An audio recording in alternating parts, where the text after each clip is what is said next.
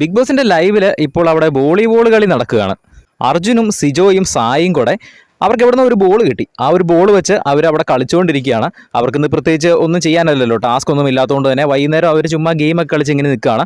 ആദ്യം അവർ cricket കളിക്കാനാണ് plan ചെയ്തത്. അപ്പോൾ ക്രിക്കറ്റ് കളിക്കുമ്പോൾ അവർ സ്റ്റമ്പൊക്കെ വെക്കുന്ന ഓരോ സ്ഥലത്ത് കൊണ്ട് സ്റ്റമ്പൊക്കെ ചുമ്മാ സ്റ്റമ്പായിട്ട് ഏതോ ഒരു സാധനം കൊണ്ട് വെച്ച് ഇങ്ങനെ നോക്കുന്നു. അപ്പോൾ പിന്നെ അവർ നോക്കിയപ്പോൾ പന്ത് എറിഞ്ഞു കഴിഞ്ഞ് ഇനിയിപ്പം എവിടെയെങ്കിലും കൊണ്ടാലോ വല്ല പ്രോപ്പർട്ടി വല്ലതും ഡാമേജ് ആയാലോ എന്ന് ഓർത്ത് അവർ ക്രിക്കറ്റ് കളി പയ്യെ ക്യാൻസൽ ചെയ്തു.